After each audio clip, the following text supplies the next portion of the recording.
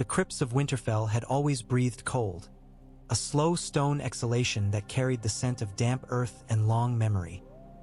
He heard it even in King's Landing, in the hush between the groans of the Red Keep and the restless tide of the city, as if winter's breath had chased him the length of a continent and pooled now beneath his ribs. The torches hissed in their brackets. The Iron Throne hunched in the great hall like a blackened mountain of knives, but Eddard Stark's eyes were full of lamplight on gray marble, of Lyanna's face beneath the vaulting shadows of the crypts. Her hands folded as if she might yet stir and chide him for his stubbornness. "Promise me, Ned." He had promised, and 20 years had sharpened that promise into something weightier than steel. The weight rode his shoulders now with the cool pressure of a crown that had never been made for him. It had happened in a flood of crackling days. Robert dying and the will naming him protector, the city a swirl of knives and whispers, the golden cloak of the city watch turning one way and then another in a gust of coin, Cersei's thin smile, Renly's hasty counsel, Varys's eyes soft as velvet and as deep. He had chosen the safety of children and the plainness of law. He had put his hand upon a whetstone of necessity and drawn it, and some part of him still bled. The Iron Throne had not been his design. He had intended a regency and a letter to Dragonstone, a gathering of lords, a choosing by law. But law had proven a reed in the flood. The lords had assembled, banners sprouted in the courtyards and along the city's winding streets. The Tyrell roses had unfolded bright and swift in the wind from the south, and the river lords came, and the storm lords grim under iron clouds with Stannis's brooding silence behind them out on Dragonstone's black shore. They spoke of order and of children and of winter. They spoke of Robert's peace, and the men who had died to make it real. The High Septon murmured of stability and memory and the will of the Seven. In the end, the realm wanted a wall between themselves and the coming storm, and as often happened when fear and hunger argued with law, they built it out of the man who looked least likely to fall. "Your Grace," Varys had said afterward, inclination of his head just deep enough to be a bow. "It pleases the small folk to see a Stark on the throne. They have long memories of lions." It did not please Eddard. Yet when the sword touched his shoulder in that high, echoing hall and the old names rolled like bells, when he felt the weight of the circlet settle on his brow, some tightness in his chest loosened. He was not made for crowns, but he had been made for keeping promises. The realm would have peace, he vowed, and Lyanna's son would have the truth. He stood now at the window of the Tower of the Hand. No longer his, yet the chambers of the king felt like a stranger's house, and he came here when he needed stone and air and a quiet in which to think. Dawn dragged fraying threads of crimson across the eastern sky, and the city below started to stir, smoke lifting in damp curls, carts creaking out of shadowed alleys, roosters shouting their small defiances in courtyards. He laid both hands against the casement, palms cool on the stone. There were ravens in flight this morning, one to Dragonstone to bid Stannis Baratheon attend his king, another to Highgarden, gracious thanks to Mace Tyrell for his men and ships and to invite his counsel on matters of grain, one north to Winterfell where Robb stood in his stead as lord of the castle, Bran and Rickon chasing each other along the galleries, Maester Luwin's measured voice soothing the wild edges of grief, and one to the wall, to Castle Black, to a boy with a white wolf and a heart full of snow. The raven to his son had said only, "Come." It had worn his new seal, a dire wolf hoisting a sword over winter-gray waves, the crown simple as a ring of ice. His hand had trembled when he pressed it to wax. He had written to Jeor Mormont as well, making it formal, requesting the boy's presence before he took his vows, for matters of blood and realm. He had considered asking Benjen Stark to carry the words, then folded that thought away where the rest of his pain lay, in a chamber he had not opened since the raven had come in autumn to tell him his brother's trail ended in darkness beyond the haunted forest. The door opened behind him, soft as a cat's paw. Catelyn's footsteps were quieter than they had been since girlhood. Responsibility had taught her how to move through rooms full of listening. The scent of wool and river lemon preceded her. She closed the door and did not speak. He stayed in the window's mouth, breathing stone and salt air, until she came to stand beside him and laid her fingers lightly along his wrist. "You sent for him," she said. "Yes, you sent for him," she said again, because there were two hims in her mouth just now, and the woman who had sat awake nights at Winterfell listening to the wind and imagining a girl's cold bones did not trust how they would sort themselves if she did not hold them up to the dawn and count. For Jon. The sound of it struck him like a half-remembered song. He saw the boy in flashes, black hair wild, eyes still and gray, ghost pacing beside him in the thin winter sunlight like a creature carved from silence. He will come before he swears. Catelyn was quiet. The city murmured below, a restless beast rolling over. And then, he turned his hand and took hers properly. The bones beneath her skin felt like things he had known all his life. Then I will do what I ought to have done sooner. I will tell the truth. To him. To you. He swallowed, and Lyanna's statue looked at him from 1,000 miles away, and Howland Reed's voice from a summer years ago murmured the names of lilies blooming at the water's edge. To the realm. Catelyn drew a breath as if she had been expecting to drown. Ned. The realm must have an heir it will trust. The law will make no peace with bastardy. I would not make Robb heir to the Iron Throne. I would not take him from the snows and the gods would and set him in this nest of knives. He did not add I would not throw him into a war with lions. The North must have a lord who belongs to it, and the realm must have more than my name and this crown's cold steadiness. It must have meaning. He looked at her. She was all riverlands and red hair and composure forged in smoke. Jon is my sister's son. Catelyn's mouth opened, closed. Her hand tightened in his, and for a heartbeat he thought she might strike him, and for another heartbeat thought she might weep, and then the Tully composure returned, like a ripple smoothed by a practiced hand. Say it. He said it. He said the tower and the dawn and the white sword rising and falling and Lyanna's breath like winter wind on his cheek. He said Rhaegar and marriage and the bleeding, and the oath like iron laid across his life. He did not say the names that weighed the air, Gerald Hightower, Arthur Dayne, Oswell Went, because they were not words for this room and this hour. He did not need to say them. Catelyn had been Eddard Stark's wife for half a lifetime. She understood the shape of honor and what it cost. When he finished, she said nothing. Her hand had gone stiff in his, and he could feel the minute tremor in it, the way a deer's muscles tremble after it escapes the hounds. You have kept this since the Trident, she said finally, voice steady by force. And while you kept it, she closed her eyes. I treated a prince as a bastard. I prayed against him at my own hearth. He is not a prince until the realm says so, Ned said. And he was a child. I told you to treat him as mine. That was my one truth in all my lies. He brushed his knuckles against her cheek and found it wet. He had not seen her cry since the night Bran fell. He felt the cut of it. You have always been kinder than this place deserves. Her laugh was a small harsh sound. Kindness is not a thing the Red Keep rewards. She steadied herself on his thumb and lifted her head, eyes like river ice. You will tell the lords? I will convene them, not all. The realm is too large for all, but enough. There will be a council we will not call great, so we do not summon old ghosts to argue with us. The faith must be in the room. Howland Reed will come. The Danes will be asked. And Stannis. He breathed out. Especially Stannis. Stannis will not easily forgive that the throne did not come to him.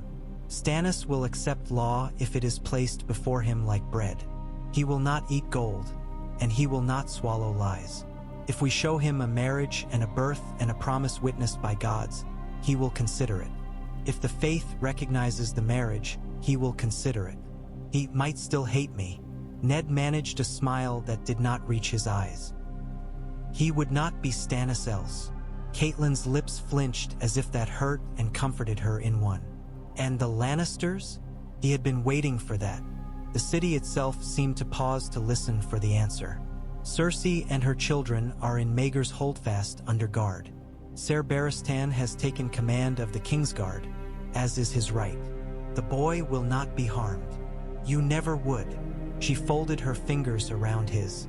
Tywin will not accept humiliation. No, but he will count. He will marshal his numbers and his gold, and he will listen for the realm to totter.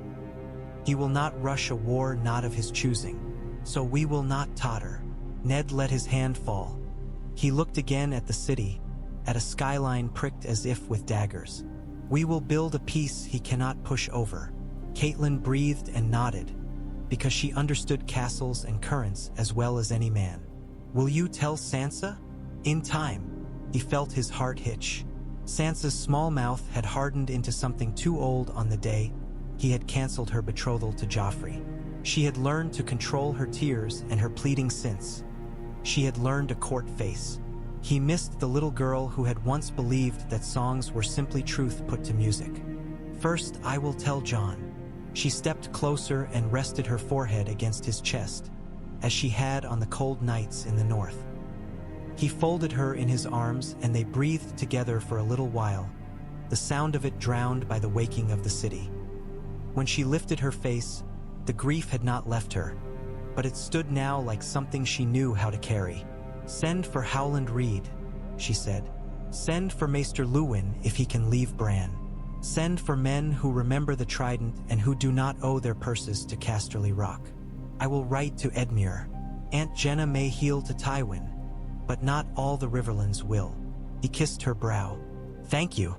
Do not thank me, she said, and the old stubbornness glinted in her like sunlight on a river.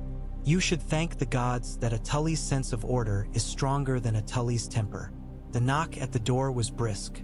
Ser Barristan Selmy entered as if his white cloak had been cut from frost. He bowed, and his bow to a Stark had the smoothness of time in it. Your Grace, the spider sent word. The Lord of Dragonstone's reply has arrived. Ned lifted his head. And he will attend, Ser Barristan said, and the room seemed to tilt a degree toward rightness. He will bring his fleet to Blackwater Bay under banner of truce. He asks that the High Septon be present, and that he be received as a prince of the blood and not a subject. Caitlin murmured. He tugs the tail of words when he cannot tug the tail of a crown. Ser Barristan did not smile. He is Stannis, my lady. See that the harbor's chain is raised only by command, Ned said, and have the archers stand down for his fleet, but keep the scorpions cocked. Stannis prefers walls he can measure to men he cannot. Just so. The old knight hesitated. May I speak, your grace? Always. Ser Barristan's eyes held storms at a distance. This court has seen many kings. Some I served in love, some in duty. The city will test you not as a battlefield does, with a charge and a cry, but with 1,000 tiny demands until you bleed from 1,000 places and know not where the wounds began. A king must be a still place. It will not suffice to be merely good. He inclined his head, the movement small as a breath. You are well suited to stillness. Caitlin looked at the king's hands once more and said nothing. When they had gone, when the morning sped on its course and the heat began to rise, Ned sat briefly in the chair that still seemed another man's and wrote, with his plain, heavy hand, the letters that needed writing. At the last he dipped the quill and wrote the name that had never been written in any of his public letters, because thirst is not sated if one keeps pretending to drink. John. At Castle Black Summer had dwindled into what the old bear called mountain weather, a clarity so sharp it made a man feel his edges and the possibility of cutting. John listened to the whistle of wood through air as he loosed arrow after arrow at the straw man, Ghost utterly still beside him, pale eyes half-lidded. The others muffed and muttered, cursing the cold, but John liked the way the chill trimmed the world into manageable shapes. He hit the place below the collarbone again and again. It was not like killing, it was like choosing. Better? Donal Noy grunted, watching with one eye that did not waste its gaze. You are late to a thing, boy, but when you get there you make friends with it. John lowered his bow and tried not to grin. Praise from Noy was like warmth snuck into a man's boots. My Lord Father taught me to be slow when slowness was right, he said, straight-faced even as his ears went hot. Maester Luwin taught me to aim for what could be hit. Your father taught you how to be a lord, Noy said. The watch will teach you what to do when there's nobody to lord it over. Clean the fletching, snow. Ghost, stop pretending you're carved from salt. Ghost opened one eye and then the other, yawned, and rose with impossible grace. He leaned his head against John's thigh for the space of a breath and moved away. That night the ravens muttered in the rookery like old men in a dim hall. John slept and dreamed of a tower whose stones were full of mourning. And when he woke, his hands were cold and his mouth was full of water, and he did not know if he had been crying. He had no time to think about it. Sam was snoring on the cot above him, and PYP had stolen his blanket. By mid-morning, Jeor Mormont's raven had pecked at the old bear's ear enough to earn itself a curse and 3 kernels of corn. John was sent for and climbed the steps 2 at a time, Ghost's footfalls silent behind him. The old bear's room smelled of smoke and leather and the old bear. He glared at John until he remembered he had wanted to be kind, and then he glared at the raven for a while instead. "King's Landing," Jeor Mormont said finally, lifting the parchment as if it might bite him. "Your father's hand, no longer hand, and now the other damn thing. Wants you in the south before you take the black. Says blood and realm. Bloody realm is never satisfied with itself."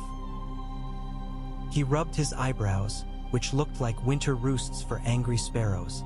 "You've not said your words. You're free to go." John's tongue felt large in his mouth. "He is king. So they tell me." The old bear's mouth gave the ghost of a grin. "That wolf of his must be chewing the chairs in the throne room. Will not keep you, boy. The wall is here. It has stood before you were born. It will stand when I die. If your father means to tell you to come back, you'll come back. If he means to tell you to go sing songs in the south, you'll go do that. A man does not win anything by arguing with the shape of things." John nodded, and Ghost breathed into his hand. The cold knows a comfort. "I will come back." Jeor Mormont's eyes softened, which was rarer than sunlight beyond the wall. "I think you will," he said, and then he scowled at the raven. "Fetch, you black lump. Fetch me the other letter from the king. The one about salt pork. He's asking for salt pork. Southrons and their bellies." The journey south along the King's Road was a long coil of dust and days. The Black brothers sent John with a small company to the Shadow Tower, and from there, after greetings and gruff jests, a steading man escorted him to Queen's Crown, where he could hire a place with a trader bound for King's Landing. He slept in barns and on the hard ground. He slept one night beneath an oak that hummed with bees and another in the hollow of a hillside where someone had cut a rude heart into a stump. Ghost padded along, invisible when he wished it. John thought of his brothers. Rob's easy laugh gone brittle the last time. Bran's earnestness turned to wishbone. Rickon chewing on a heel of bread as if it had insulted him. He thought of his sisters. Sansa's bright-laced words, Arya's grubby knees and bright blade. He thought of his father's long silences and the way they had never felt like absence, but like rivers underneath the earth, steadying. The city rose like a bruise in the distance and then a crown. The trader wagons joined a stream of fishwives and ironmongers, pilgrims and mountebanks, the road narrowing in as if the city were reaching out a hand to grasp them all. John smelled it before he saw its walls clearly, salt and tar and a sweet rot beneath. The breath of too many people in too little space under too hot a sun. Ghost rumbled low. "I know," John said, hand in a white ruff. "I know." At the mud gate, the gold cloaks looked John up and down, took in his northern leather and the wolf, and let him in with expressions that seemed to ask whether this was a good idea. The streets tangled and climbed and fell. John kept to the edges where he could. The Red Keep's walls reared up scarlet as a wound over the eastern end of the city. He did not expect the gods would. He had been told there was one, a southern thing cut and pruned into a polite corner, but he had not expected the stream's voice, thin but still true, and the little patch of shade that smelled faintly of leaves rather than sun-cooked brick. Most of all, he had not expected his father waiting in it with his cloak off and his sleeves rolled, as if he were a man at home, which he could not be in this place. When John stepped under the boughs, the noise of the city fell away like a curtain. Ghost slipped forward, muzzle high, and then settled to his belly. Ned turned. The years did not sit on his father. They inhabited him. Lines had carved themselves beside his eyes, and the silver at his temples was the quiet sort that did not need to be pointed out. His gaze landed on Ghost and softened, then lifted to John, and something in it thinned. "My son," he said. John had thought he had the measure of the wall inside his chest. He did not. "Father." They stood a moment, and then Ned crossed the grass and put his hands on John's shoulders, and the world arranged itself in a pattern John could understand. He smelled leather and iron and the faint salt of a long walk ago, when his father had carried him through a snow that wanted to be taller than a boy. "You've grown," Ned said, ridiculous as it was, and John made a noise that might have been a laugh if it were allowed to be larger. "I shot a man of straw in the throat from 30 paces, he offered, because it was either that or say everything else that was crowding. "Donald Noy says I am late but likely to stay. He is not a man to hand out praise like bread." Ned's mouth crooked. "Sit. Eat with me." He had brought 2 little loaves and a dish of salt and a twist of dried venison. They broke bread in the gods. Would like common men. Some part of John relaxed that had been clenched since the wall. He found he could look at his father's face and not measure it against absence. He found he could let his shoulders drop. When they were done, Ned wiped his fingers on a cloth and folded it with the same care he had for a sword. "I sent for you before your vows because I must tell you something," Ned said. "I should have told you earlier. I thought I kept you safe by holding it. I see now I kept you in a dark room and called it safety." He held John's gaze. "You are my blood. That is true. But you are not my son as the world counts sons." John's first thought was Caitlin. It struck as if the city had thrown a stone. He swallowed it back. The wolf's ears flicked. "I know," John said, speaking carefully, because carefulness was the only way not to spill the whole of a man in one go. "You told me that always. You are my sister's child," Ned said, and the world took a breath and did not give it back. "Lioness. Your mother's name is Lyanna Stark." Ghost lifted his head all the way. John felt the pull through the air between them like a sudden change in weather. The godswood went very quiet. John heard the water slip around stones and the faintest birdsong from beyond the walls. "And my father?" he asked, because one must step forward even when the ground is not sure. "Rhaegar Targaryen," Ned said, and the name passed into the leaves as if they had been waiting to hear it. "You were born in Dorne at the end of a long summer. Your mother died in a tower with your name in her mouth. I was there. I promised her." He told the story then without the bones of men and the angles of swords, told only of a marriage that had been words before a heart tree and a choice made that had burned a city and a boy born into it.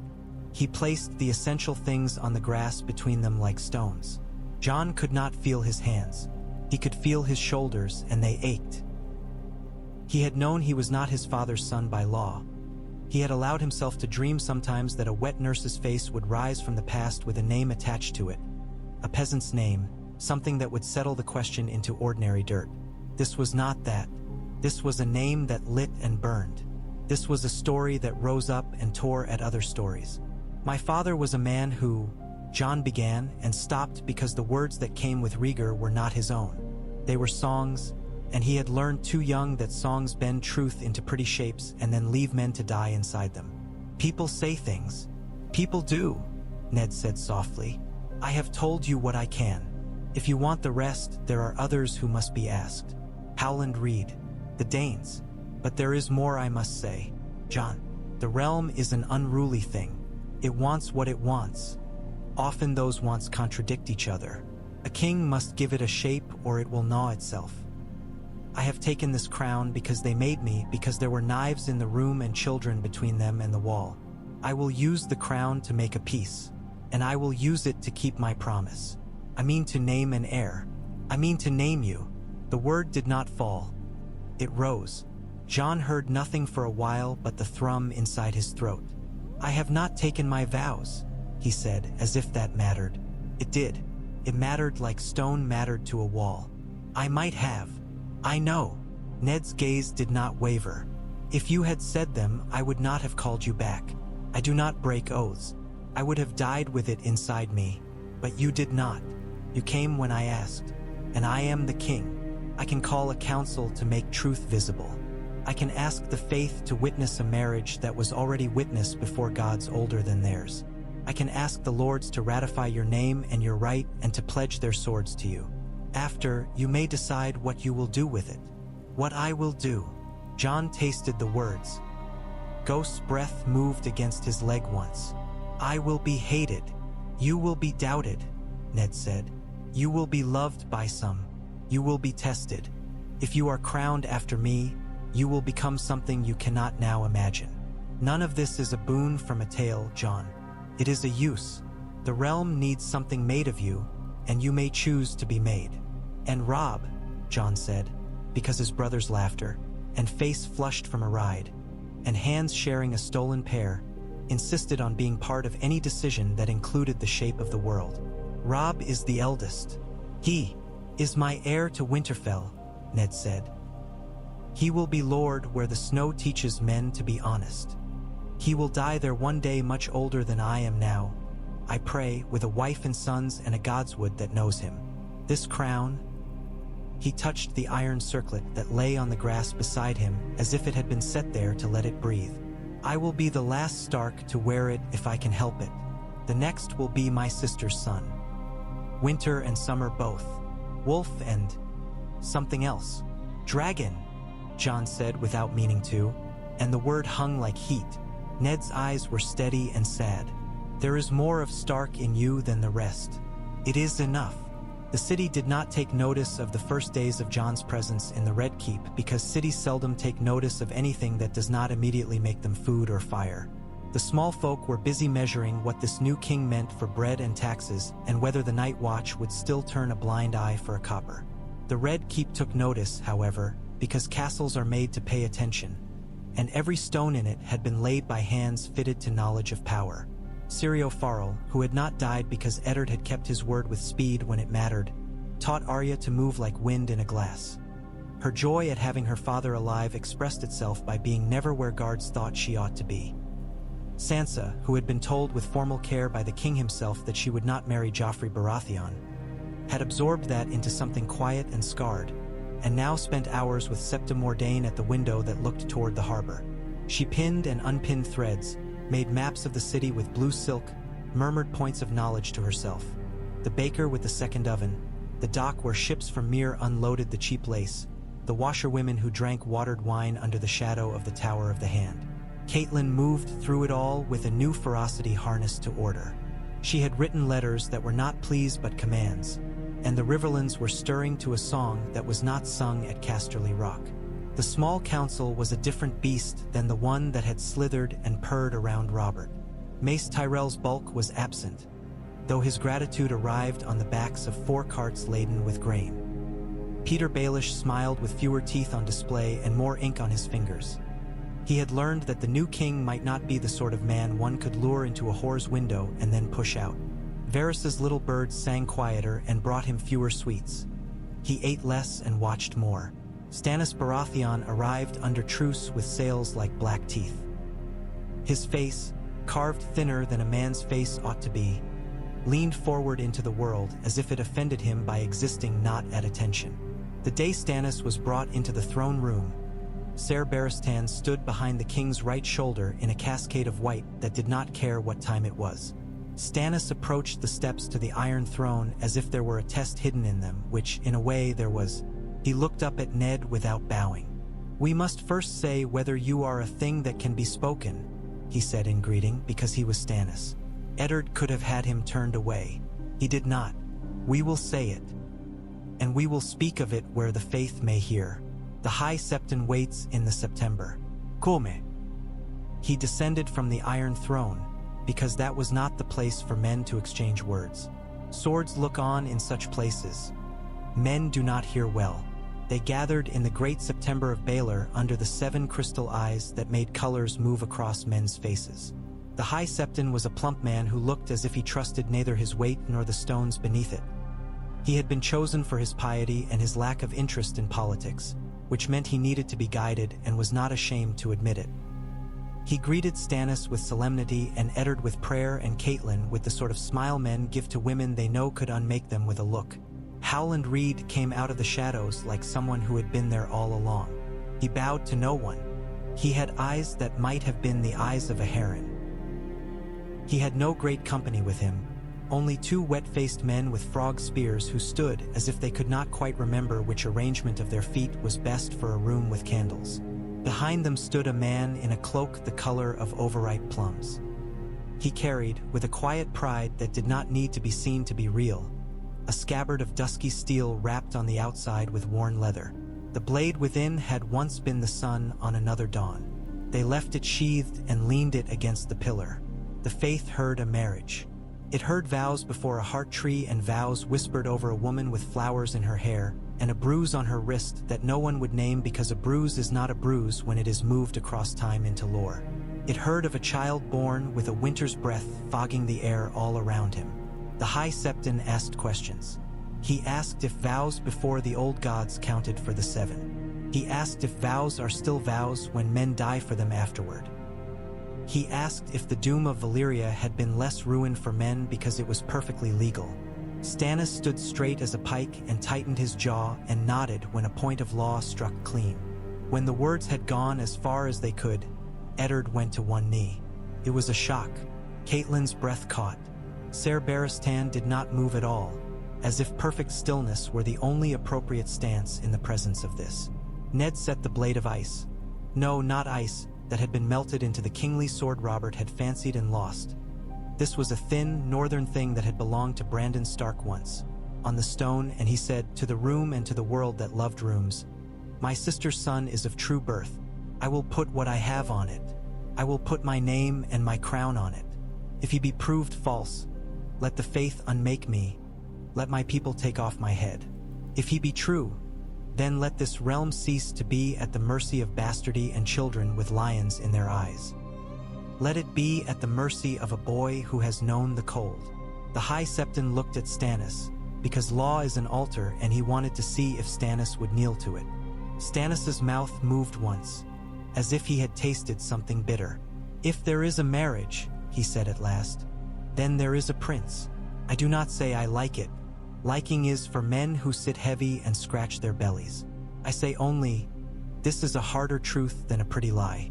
If the lords will accept it, I will not call them fools." He looked at Jon then, for the first time. "You are not a pretty lie," he said, which for him was near blessing. The lords did not accept it all in a day. Lords never accept anything in a day. They murmured and bargained. They sent for cups of watered wine and for couriers to run down to the wharves and tall home inns to ask what the price of grain was that morning. Mace Tyrell wrote gleaming words of support and freighted them with promise of ships. Scented with the number of marriages, he could see sprouting from this root if someone watered it correctly. Great John Umber laughed and slapped Jon on the back hard enough to stagger him and shouted that if a wolf pup had dragon eyes he would drink with it anyway. Edmure Tully sent nodding assent wrapped in a mess of anxieties. Doran Martell did not write. He sent a quiet man with a quieter look and the seal of Sunspear in his pocket, and that was a stronger sign than any letter. Tywin Lannister wrote also. He wrote as if writing were the way a man's hand chose not to draw a sword. He did not address Eddard as king. He addressed him as lord, as if to say he remembered a different world and preferred it and would pay to have it back. He spoke of his grandchildren as if they were no one's fault. He spoke of Casterly Rock's coffers as if they were an argument. He spoke of the West Stone and its stories, of the time when men he respected had stood together on mud and made a new thing. He did not mention that he had murdered a city in that same time. He did not mention that he had taught his grandson what a smile meant. Eddard read the letter and did not let his hand show whether it shook. He sent it to Catelyn. She read it and laughed once, bright and sharp as a glass dropped into a hearth. She wrote a reply that asked after the health of Lord Tywin's hounds, because she had always known how to set bait without seeming to. Tywin's next letter was bare of ornament. He would withdraw west, he said, and he would calculate. He would accept truce in exchange for safe conduct for his daughter and grandchildren to Casterly Rock. He suggested hostages that were not hostages so much as guests of honor in the capital. He would wait. He watched. Cersei went away beneath a fall of veils and a line of white cloaks that did not think themselves dishonored to accompany a queen to the edge of the world the court had drawn for her. She did not beg. She did not argue. Her mouth was a thin red line on a pale field of disdain. Joffrey stood at her side all the way to the quay, radiating a fury that had nowhere to go now that swords had been removed from his environment. Tommen cried once, as if something hurt him in a simple, comprehensible way, and then was soothed by his sister, whose dignity made the guards look at the water because they felt suddenly less than they were. The queen boarded. The ship slipped out. The city exhaled. Some shapeless thing it had been holding finally let go. At dusk, when the palace lamps had been lit and the air grew thick with the smell of hot stone shedding heat the sun had pressed into it all day, Ned sat alone in the small, egg-shaped room behind the throne. It was a room that had known whispers more dangerous than speeches. He traced the grain on the table with his finger and thought of a life with fewer rooms like this in it. There was a movement in the doorway soft as dust. Varys arranged himself in a curve of candlelight, plump hands folded with a care men used when they wanted to look harmless. "You have made a thing," Varys murmured. "The realm prefers to have things made for it rather than make them itself." "Thank you. The people are sleeping." "It is still early to count sleep," Ned said. "Dreams walk farther than I can." "Ah," Varys said, as if this had confirmed something he liked. "You are kind to dreamers. It will be counted against you." He tilted his head. "You will find enemies enough simply by refusing to be unkind. There are men for whom that is a type of insult." "I do not intend to be kind," Ned said, which startled Varys into a small blink. "I intend to be just. If it feels like kindness, that is a failure of naming." Varys smiled. "Language is a kingdom too, but I did not come to debate it. A girl across the water drew breath today in a city that loves both monsters and miracles. She belongs to a story that would like to cross the sea and sit faintly in the air of this court. There are men who would like to breathe it in. There are men who will puff on that story until it swells and takes shape. I am not one of them." He raised a hand as if to forestall thanks. "Not out of affection for you, though I have that. Out of affection for the millions who do not sit at this table. I mention it because the future has a habit of arriving at our door whether or not you are there to open it. It is good to have the door bolted at the right hours." "I will attend," Ned said. "Attend quietly," Varys suggested. "There are drummers in other rooms." When the day came for the realm to witness the naming of an heir, the sky above King's Landing was too blue to be entirely trusted. The crowds had pressed against ropes and fences since dawn. The cobbles in front of the Great September had warmed under thousands of feet. Banners stirred. A woman with flour on her cheek stood beside a man with a ring glittering on his. A boy on his father's shoulders stared with eyes wide, his hand in his mouth. The sept's doors boomed open as if the building were a creature reluctantly obeying a command. The High Septon emerged with the ceremonial slowness of men who measure time in liturgy and not in needs. The king walked behind him with Ser Barristan and Ser Aerys Oakhart flanking him, white like winter. Catelyn at his right hand, expression set in a line of determination that would have frightened lesser men into agreeing with her before she spoke. Behind them came the lords who wished to be seen at such moments. Stannis, Loras Tyrell, bright as a knife newly polished. Lord Redwine, smelling like the promises of his own vines. The Great Jon. Edmure Tully, hands fidgeting in his sleeves. Jon stood a little apart with Ghost at his knee and Howland Reed like a shadow behind his shoulder. He had slept badly. He had slept like a man on the eve of battle, and perhaps that was not far wrong. He had been fitted the day before for clothing that made him feel as if he had stolen some other boy's skin. He wore it now because his father had asked him to, and because choosing not to would have been a choice too great to make before breakfast. He looked at the people. He thought of the wall. He thought of the godswood. He thought of Ghost's breath, which smelled of nothing at all sometimes, as if he were exhaling winter. The High Septon intoned, and the words lifted and fell like the sea when it behaves. Eddard spoke. There were no flourishes in his speech, no sudden flights into rhetoric pretending to be birds. He said that he had taken the crown to steady the realm. He said that he had called the lords in witness to a truth older and more binding than all their petty agreements. He said the name Lyanna Stark and did not flinch when it moved through the crowd like a crosswind. He said the name Rhaegar Targaryen and did not pause when he felt Stannis' gaze sharpen. He said the name Jon, the simple, plain name that had lived in Winterfell like a coal under ash, and then he said Aemon, and something shifted. Aemon? Jon whispered, but he knew why as soon as he spoke it. It had the feel of a right name given a boy at birth that had been covered for safety. Tasted strange and old. He saw his father's face, not his father. He saw Ned's face, and in it the winter memory and the softer lights, and he realized he had not asked, and that not asking had been the kindest thing he had ever done for himself. The High Septon lifted the circlet that had once belonged to Aegon's eldest son, a small thing like a thought made metal, and set it not on Jon's head, which would have been a trespass, but on a cushion. He blessed it. He blessed the heir. He blessed the idea. The lords named him in their different ways, some with nods, some with barely concealed calculations, some with shouts that tasted of relief.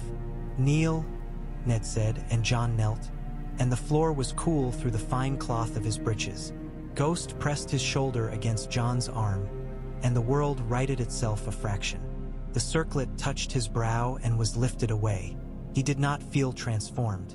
He felt named in a way that made his bones arrange themselves differently. He stood, and the city shouted, because cities like to shout when there is a moment, and this was one. Some people shouted out of love, some out of hunger for story, some because they had nothing else to do, and this seemed as good a reason as any. A woman at the back of the crowd fell to her knees and kissed the hem of her apron and said thank you to a god who did not much care for kings. A man spat on the stones quietly so no one would see because that was his liturgy. When the shouting had buckled and run its course, Stannis approached Jon without an expression. "Aemon," he said, and the name fit in his mouth awkwardly, as if he were not used to it and did not intend to be. "I served 2 kings who did not deserve it and one who deserved better than he got. If you are to be a 4th, mind your ledgers and your roads and your ships, or I will come back and box your ears no matter how many crowns sit on you." "Thank you," Jon said, and Stannis snorted as if to say gratitude had no place in proper discourse. Later, when the crowd had thinned and the city returned to its business of feeding itself and being fed upon, when the sun had rolled its heat over the roofs and retreated a little, when banners lifted in a wind that promised, as winds do, and delivered little, Jon found himself again in the Godswood. He had thought he would seek it at once, but there had been hands and voices and a tide of eyes and the new weight of the world's names on him. Now, finally, he sat on the grass with his back to a tree that was not a heart tree but had a good backbone, and he breathed. Arya found him because Arya always found what she chased. She did not announce herself. She slid onto the grass with the graceless grace of a boy who did not care where his knees ended up. "Your name is Aemon," she said, matter of fact as bread. "So they say," Jon said, and Ghost laid his head on his knee and flicked an ear when a fly dared. "I like Jon," Arya said. "I like Aemon too, I suppose. There was an Aemon who was a maester once, and he was kind. There was an Aemon who was a prince, and I do not know if he was kind. If you must be something, be the kind one." "I will try," Jon said. He looked at her narrow face, the bruised lip she had let Syrio give her as part of a lesson. "Are you angry?" Arya made a face at that. "No. Sansa is. She says it is unfair that songs misled her. She plucked a blade of grass and tied a knot in it. I told her songs mislead everyone. That is why they are songs." "She is not wrong," Jon said softly. "It is unfair." Arya shrugged. "Everything is. Syrio says fairness is a thing for cats. He says men should have balance instead." Her eyes, gray as his and yet wilder, searched his face. "Are you afraid?" "Yes." He felt the feel of the word in his mouth. "More than I can say." She considered this and nodded, apparently satisfied. "Good," she said, as if she had feared he would say something that would make him thinner. "Then you might survive." Catelyn came later, when the light had gone high and mild. She did not sit.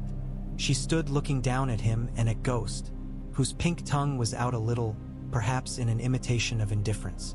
"I am not the woman to tell you the right word for what I feel," she said without preface, which was mercy. There are too many. There is sorrow for cruel years. There is anger for lies. There is relief that the lie had a reason I can respect. There is fear for my children and my husband and for you. There is some pride, though I did not ask it to be there. She flexed her fingers, as if measuring them against the air. I do not yet have room for joy. It may come. John looked up. My lady, he said. She flinched. I am more than a lady to you now and less. Do not my lady me. She searched for a name. Prince, she tried and made it small. I have been unkind to a boy who did not deserve it. I will not be unkind to the man. I will protect you as I would any of mine. If you wrong my children, I will set the river on you and drown you to your eyebrows. He smiled then, surprised by it. That seems just. Do not smile at me, she said stiffly, and then she softened, and it was a softening full of grief. No, smile if it helps. You have your father's stubbornness. That will be needed. If... She stopped and stepped closer, and because she was who she was, she reached and laid her hand briefly, carefully on his hair. If Lionel looks at you from any place, give her my greeting. He bowed his head. When she was gone, he did not move for a long while. Ghost slept with one eye open, which meant he slept as completely as a wolf ever did. That night Ned stood again at the window where he had stood on the morning when the ravens had seemed like black stitches sewing worlds together. The city lay out like a great body at rest, twitching perhaps, murmuring, but mostly still. All his life he had thought peace meant quiet. Now he knew peace meant movement in one direction instead of 10. His hand tightened on the stone until the knuckles went white. He waited for the feeling he had expected, release, a slackening of the knot that had been under his breastbone since the trident. It did not come. The knot had changed shape, that was all. Your Grace, Ser Barristan said from the doorway, very formal because there are some moments that need a proper border. The watch reports calm. The harbor reports Stannis's ships holding to their moorings. The kitchens report they can feed every mouth within the keep twice over. Then we are rich as kings, Ned said, and the old knight's mouth twitched. Varys reports that there are stories already. I do not know how they grow so fast. Stories are weeds, Ned said. They thrive on the manure of our missteps. He turned from the window. I will go to the September. He knelt in the cool of the stones. He did not pray much with words. He had never trusted men who had too many words for the gods. It seemed rude to talk over them. He put his hands on his knees and bowed his head and thought of a girl with flowers in her hair and a boy with a sword and a white wolf, and of Catelyn's measured fierceness, and of Robb at Winterfell cutting a loaf in half and handing the bigger bit to Bran. He thought of Sansa at the window tracing the lines of a city and making them mean something that would feed someone. He thought of Arya's sharp little chin. He thought of Ser Barristan's white cloak, which had not acquired any stains from flattery in all its years. He thought of Stannis, who had accepted a hard truth not because he wished to but because it was a truth. He thought of Tywin Lannister waiting with his gold and his patience. He thought of the wall. Winter, he murmured, because the old prayers are short and adequate. Send me the right kind of winter. In the weeks that followed, the realm settled itself into a new arrangement as a dog will circle 3 times before lying down. The Riverlands rose into true fealty. Edmure Tully found in himself a spine of oak and surprised everyone, including Edmure Tully. The Vale remained aloof because Lisa Arryn's fear had set down roots that wrapped around every pillar in the Eyrie. But the Knights of the Vale made tokens of respect and left open every path that did not cross her threshold. The Reach basked and wrote letters with too many flourishes. The North held steady as it always had, defying Southern men's expectations by winning its stability with something more complicated than stubbornness. The West counted, and some of its lesser lords, having grown a little disgusted with counting that never ended in eating, sent their hearts and a few good men eastward and swore their swords to a name that had not been on their lips a season ago. The Iron Islands stirred without moving, which is another way of saying they thought. Balon Greyjoy looked at maps. He hated and sent Theon a letter counterfeit sincere in its fatherliness. Theon swore at it and then lay awake cursing more things than he could count. He began to teach himself to prefer silence to talking where the wrong ears might be. It was not who he had been when he arrived at Winterfell. It was much closer to who he might have liked to be. In the Red Keep there were plots. A castle like that, a court like that, makes plots like a mill makes flour. Varys listened. Littlefinger provided money for them as a farmer might provide grain for a pig he would later eat. He fed both sides because it amused him to see which would grow fat. Catelyn asked simple questions and watched men who were not simple struggle with answers. Ned learned to end a conversation by saying a man's name and repeating it once and then shutting the door. It worked as well as any sword. One evening Ned and Jon walked the outer curtain wall as a breath of wind from the bay found its way up the cliffs. The air smelled cleaner with it. It felt almost northern. "You will have a council of your own," Ned said. "A household. The men who will put your words into actions. Do not choose men who like your face." "I do not like my face," Jon said. "That will help," Ned said dryly. "Choose men who will argue with you. Choose a woman who will tell you when you are forgetting that bread must be baked every morning and cannot be conjured from thin air because you have decreed it." Jon nodded. "Sansa," he said, tentative, as if offering a thought at which he could be laughed. Ned smiled at the sky. "Sansa will make a lady of somewhere very lucky. Until then, yes. Listen to your sister about the city. Listen to Howland about the ways truth will warp when men carry it.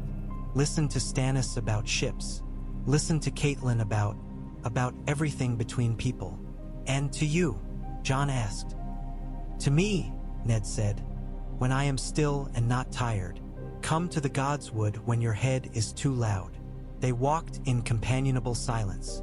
When they had made nearly a circuit of the wall, Jon cleared his throat. "What of Daenerys?" Jon asked, uncomfortable with the name, which seemed both too close and too far. Ned's breath misted. "A girl with a dragon's name," he said. "Across a sea with men who like to shout about how much they are not afraid. She might be everything and she might be nothing at all. If she becomes something we will know, because fire tends to announce itself." He paused. "If she is nothing at all, that will not stop men from saying her name like a pledge. Be ready for the way people will try to pull your story into hers." "I am not her," Jon said. "No," Ned said, and the wind stiffened a little as if to underline the words. "You are Jon of Winterfell. You are Aemon by the truth of vows that are older than those made in the Sept. You are both and neither, and the realm will insist on making you into one of them or the other because the realm likes tidy arguments. Refuse its terms." The first true test of the new arrangement came quietly. A fire in Flea Bottom that took 3 houses and threatened to take 30. In the old days, the guards would have stood back and watched the small folk burn, and the small folk would have learned the lesson that the city loved them only when they were useful. Sansa, standing at her window with her web of threads, saw the smoke and snapped the silk. She ran without thinking through the corridors, past guards who blinked and then followed because a lady moving with purpose can be a kind of trumpet, and burst into the small council during an argument about tariffs between men who had never been poor. She did not curtsy. She pointed at the window. There. Ned did not look at Littlefinger's face, which had turned into the blank of a man surprised into showing his first expression. He moved. Ser Barristan. The old knight needed no more than a name. Send the city watch with buckets and poles. Unlock the granaries and feed those who fight the fire. Pull down the houses in a line if you must to stop it. Sansa, he stopped. The word was both a command and a prayer. Go with them. Tell them which alleys bend where. Take a guard. I will take 2, Sansa said, because the girl who had loved songs had found a use for their surety, and she ran. By nightfall the fire was a black ring on the city's face. The small folk spread into the marketplace under the keep, where the granary stood open like a generous mouth, and ate bread they had not paid for. If one listened closely, one could hear a deeper sound, something like gratitude's bones clicking into place. It is a rare noise in a city.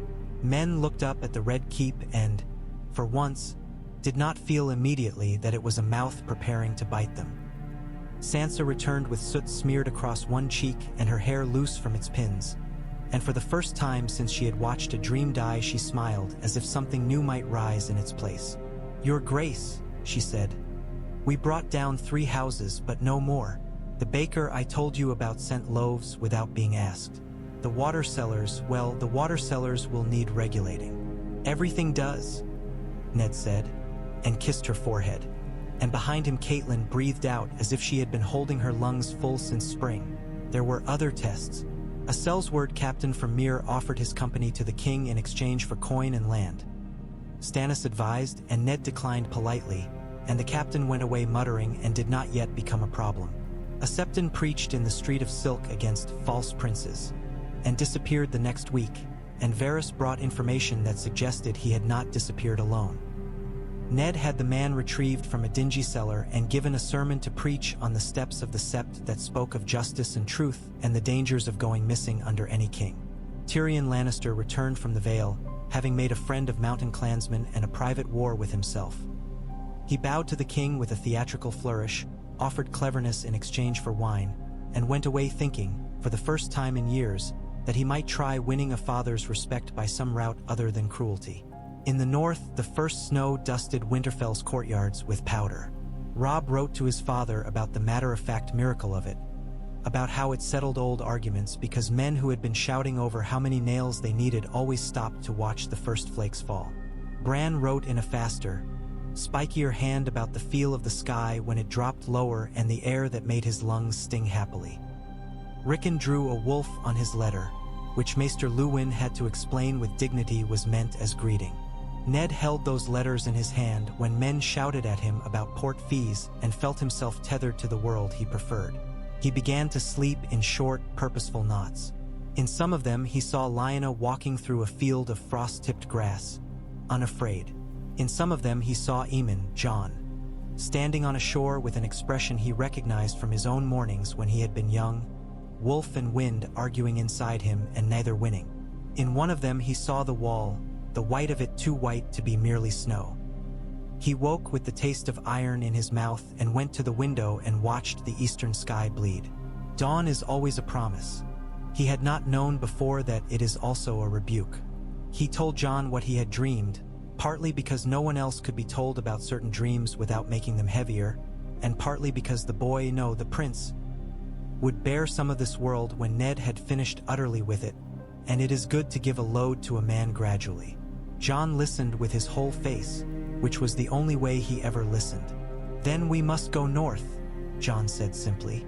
"We will," Ned said, "but not fast and not foolishly." "Nothing fast is wise," Jon said, which made Ned smile because he heard old voices in the way the boy said it.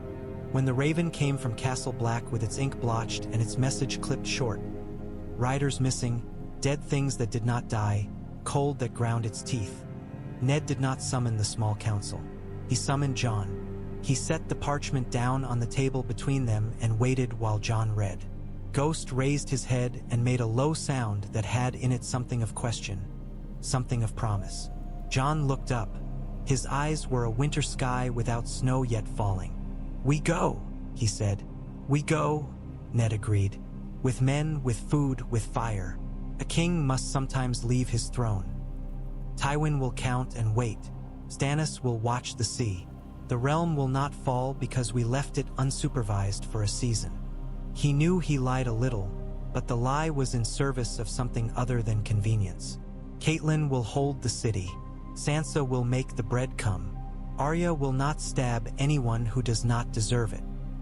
He added, after a pause in which they both acknowledged that Arya's category of deserving was broader than most, "We will come back.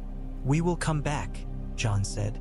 Caitlin received the news as a woman who had tried to keep her family in one place and had watched them straggle, and had made peace with the fact that love is not a tether so much as a bell one rings, and hopes can still be heard across distances.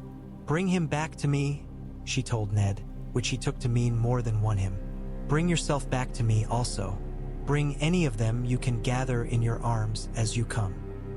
He held her, and they stood for a long moment looking past each other at the maps on the wall that were not lands so much as responsibilities. "When I return," he said into her hair, "I will have less of winter in me.